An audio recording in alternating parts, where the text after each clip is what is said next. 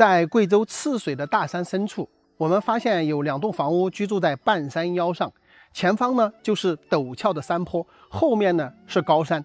整个这2栋房屋居住的地方啊，地势平坦，山川秀丽，景色宜人，空气清新，鸟语花香，还有很多土地呢都是有耕种的。我们从航拍的镜头来看呢，这个地方并没有通公路，不管是他们从哪个方向走呢，其实都没有看到有明显的路的痕迹。怀着各种各样的好奇心啊，我们准备到山下居住的村民那里问一问路，上去一探究竟。在这个峡谷的底部啊，居住着有几户人家，我向他们打听了一下哈，他们说要到这个山上，这一家人呢，基本上是要攀爬悬崖峭壁才能上得去，估计得走1个多小时。那么从这一边这一户人家的后山这里呢爬上来，我现在已经爬了差不多100米了。整个这里的山呢也是比较高，我的车呢是停在这个下边，我现在呢差不多垂直已经爬了100米了。那么这一户人家呢，垂直距离和峡谷的垂直距离大概是400多米。那你看一下，400多米他们都有铺了这个石梯，而这个石梯呢是断断续续的折弯的铺上去。那我们可以想象一下，铺这个石梯大概都要铺1-2公里的路程吧，因为它不是垂直往上走嘛。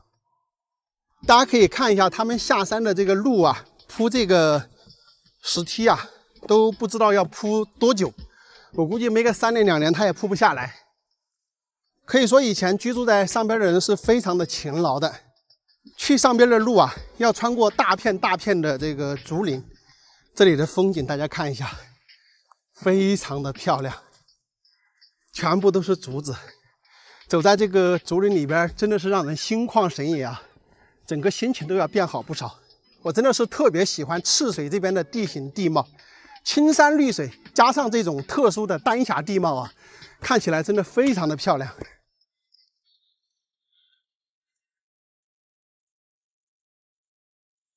全是爬这个石梯，其实爬山爬石梯是最累的。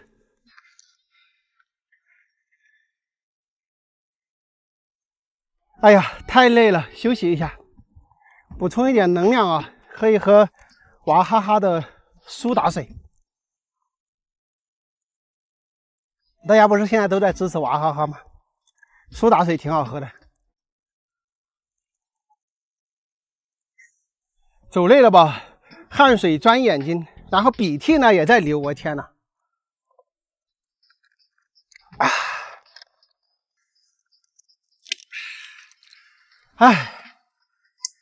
稍歇片刻，继续走。穿过这一片树林啊，咱们应该马上就要到了。上面已经看到土地了，而且我还听到鸡叫的声音了。终于是到了这个上边，几只大鹅在那个地里悠闲地啃着杂草。这上面真的是一片广阔无垠的好土地啊！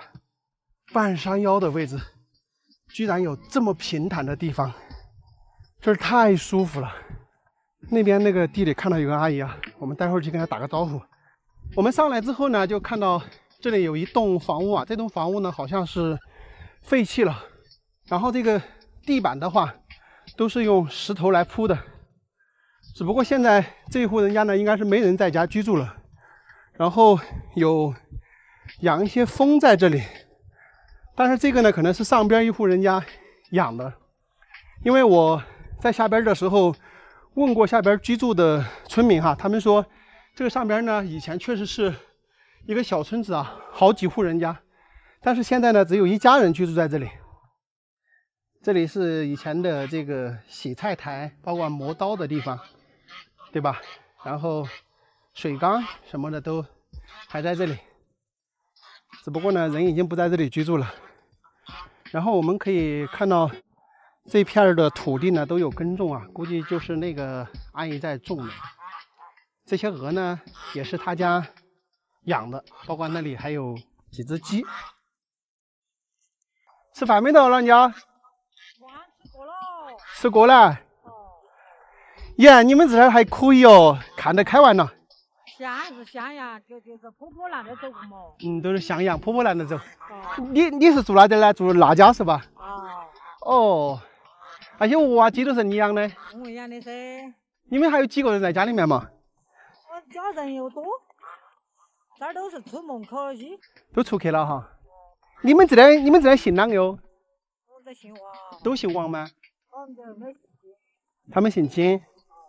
哦，耶，这上面的还比较平呐、这土地还多啊。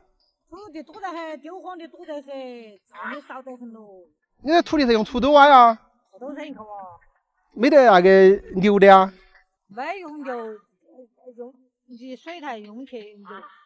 哦，现在的话就得你们一家人长期住在这儿，哦，他们就是偶尔上来干下庄稼。就是。你也是在这儿的吗？本来就在这儿吗？是别的地方嫁到这儿来的哦？原来我那底下面嫁在这儿的，你好大年纪了？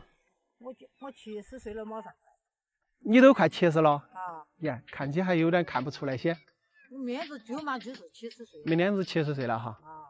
这里是不是靠四川的边界呀？我们只是四川噻，这面是贵州，这底下也是贵州。哦，意思你们这边也是属于四川了？哦。我还以为是属于赤水。不是赤水，我们只是富江县管的。河沟对面就是赤水。哦。然后这边就是四川了。哦。一年打绳子可以卖好多钱哦？哎呦，绳这些都没好值钱的。打起绳子还是背起下去啊？是背下去噻。就从这里路背起下去啊。啊，背一背可以卖好钱哇？背你好点还是要背70-80斤。1块多一斤。快多2块。2块钱斤哈。啊，下边上来那些布梯全部是你们自己安的啊？是噻。光安那些布梯要花不少时间。还是要花多时间找人，许不说的，谁得功夫深，黑不陌生真。哎，对，因为以前这上面住的人多。那会儿我这高头他几十个人这会儿。就是啊，以前的话有几十个人住在上面。有70-80个，80-90个。我看老人家你还一天开心完的。啊，这还这个年代不开心干嘛？有吃的有穿的，穿的这会儿就是哦。是的。吃饱就是咯。是的，现在是真是吃喝不愁哈。哦。啊，不像以前那个，还有时候饭都不得吃的。真的，这会儿嘛就买吃，也不喊人买吃，买3个30-40斤饼，你要吃多些机会。对对对，你应该没有经历过饿饭年代吧？我们从没经过嘛。哦，2-3岁可能。是噻，2-3岁、30岁、50岁。你记得呀？从记不到嘛。你看我55年生的，从不遇到嘛。哦，对，4-5岁哈。哦。当过你干活儿没咯？嗨，我们这样人啥子嘛，甩甩的。甩甩的。哦，要干活儿赶一赶的。咦，这几个道哦。你那整的老头嘛？整营汇川区你晓得不？咋不到？你肯定不晓得。没走过哈。看好多木料哦。哎。还有木料是砍来做啷个的嘛？哦，砍来做大料。这土墙安全没啊？全部都看你是湿。那个不影响哈。一年卖桌子可以卖好钱哦？523一吨了嘛。你们一年可以卖好多吨哦？我们知道是公路不通过，那都是帮人砍。帮人家砍好几天哇？像我些都说要挣100-200块钱天嘛。你都可以挣100-200块钱天？我们不在些，别没砍风调不木。哦。我们这都养点蜂子啊，喂点牲口子，猪啊些喂点。我有猪都喂得有哈。还是要喂猪那些。你家几个小孩啊？我2个小孩啊，儿子儿媳妇对面的有30个。30个哈。一大家人。你觉得农村矮点吗？城市矮点哦？哎，我们这边人没知识的就在农村好，从过海，我管个儿就煮点大米吃，煮点菜随便给开班可以吃了。城头去你还没横点的，你家我们关起整说嘛，随便出去买根葱头上面都要钱了嘛。是。我山上过去，想给煮点就煮点，想给捞2根菜来煮媳妇儿就煮媳妇儿的。还自由自在的哈。啊。也不担心有钱用的，反正家里有吃的。不就是钱那些嘛，多用，没得不用嘛，咋有菜吃？那过年的话，他们都是回来过年吗？晓得。我还过年噻。过年的时候都是过年那几天都是在家里。啊。还是热闹。热闹。可能过了年初几就走了哈。就是。那你种庄稼要肥料不呀？要买点不多，我们这买的不多。下面北起上来也懒得背哦。买个100-200一份要背到5回是么？一会背50斤。哦。哎，这2个猪还可以，你看起肥歪的2个小嘴儿。俺大姐买的。你好像也喂了不少蜂子吧？有鸡腿。鸡腿儿啊。对，这上面大多数都是蓝嘴哈。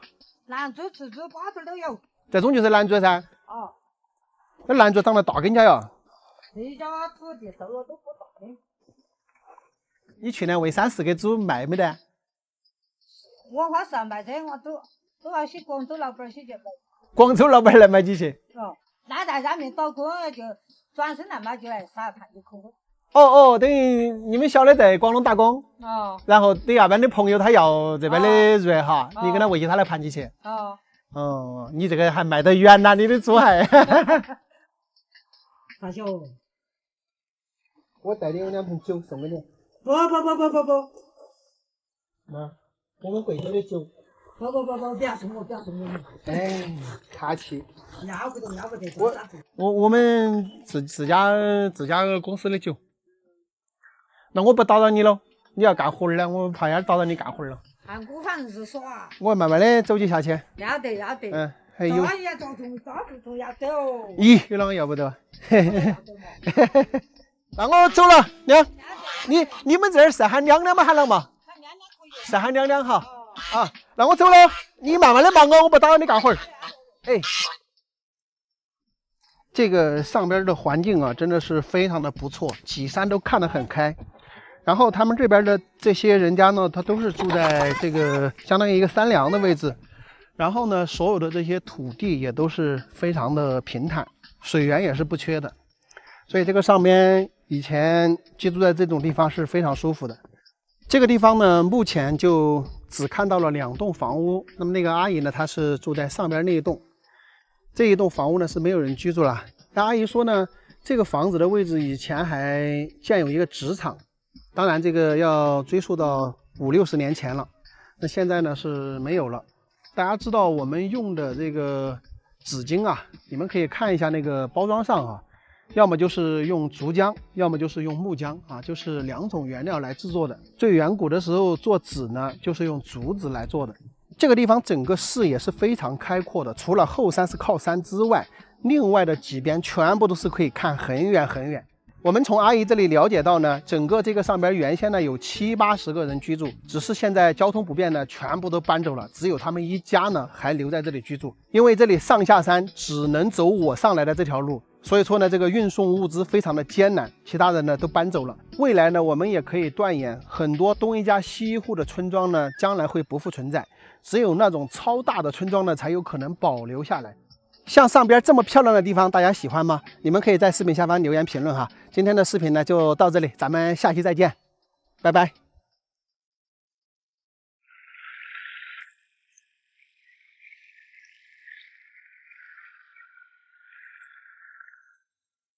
朋友们，大家好！现在我在老家的大山里啊，今天没事儿带你们去山谷里边看一独栋的房屋。这个房屋呢，就坐落在小河边上啊，可惜呢已经没有人居住了，但是环境非常漂亮。我们去看一看，大家喜不喜欢这样的环境啊？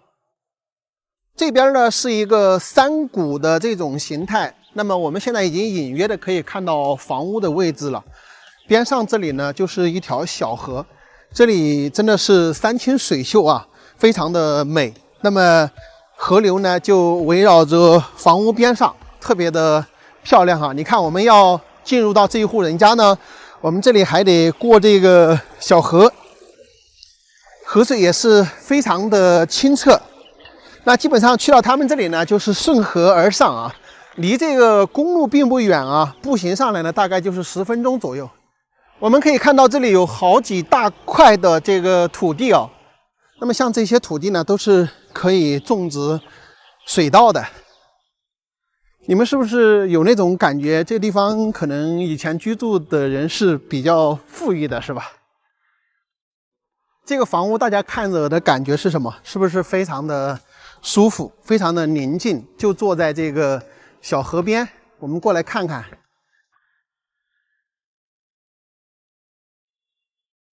是吧？确实是没有人在家里边居住。不过门口呢挺干净的，然后门呢也是上锁的。我们可以看到这个房屋呢保留得非常的完好，虽然说已经有应该2、3年没有人居住了吧。我们站到这个房屋的河对岸来看一下，这里环境是不是非常的舒服？上边也有山，进去呢就是非常深的一个山谷。然后走进去应该有好几公里都是没有人烟的，那么只有这里呢有他们这一栋房屋在这里，门前呢就是河流，对吧？如果说这个水位稍微再多一点的时候，看起来真的是非常的舒服。我们要洗个菜呀什么的都可以直接在河边洗，用水非常的方便哈。虽然说夏季的时候会涨一些大一点的洪水，但是也不会影响到安全哈。最多的时候呢就涨到这个院坝这个位置吧，我记得历史以来差不多就到那个位置。整个房屋是没有被淹过的，所以相对来说也是安全。那么这个地方呢，它的海拔大概是500、600。有很多朋友啊，觉得这个夏季的时候避暑呢，一定要到高山。其实不是的啊，如果在这种山谷地带、河边的时候呢，这种400、500、600的海拔呢，也是非常凉快的。为什么呢？它这个水流不断的在流动呢，其实是带有这种和风的。所以说夏季居住在这种山谷啊，通风效果比较好的地方呢，其实也是非常凉快的。有很多人可能不太了解这个概念啊，在我们贵州呢，这种500、600的海拔跟1200、1300以上的海拔呢，它的天气差异是很大的。大多数情况下，高山呢都会有毛毛细雨，但是在这种低海拔的地方呢，其实是没有雨的。如果说你要论1年4季都居住的比较舒服的话，还是500、600的海拔更适合一些。朋友们感受一下哈，夏天的时候坐在这个河边，吹着河风，那是多么惬意的一件事情。听着这个溪水潺潺的这个声音，对吧？然后很多的烦恼啊都是烟消云散，整个画面看起来呢也是非常的原生态啊。我们进来呢也看到边上这些土地呢有耕种啊，但是这些呢都是山上的人下来种的，他们自己呢已经没有种了。其实在这个房屋的后山呢，这些以前也是有房屋的，只不过呢全部搬迁走了之后呢，可能房屋就倒塌了，只有这里这一栋房屋呢可能保留的比较完好。像这样的地方呢，其实1年4季住着都是让人觉得非常舒服的。包括现在是冬天，你们看整个山上的这个绿植呢也是非常的多，居住在这里啊，真的有那种隐居般的田园生活的感觉哈。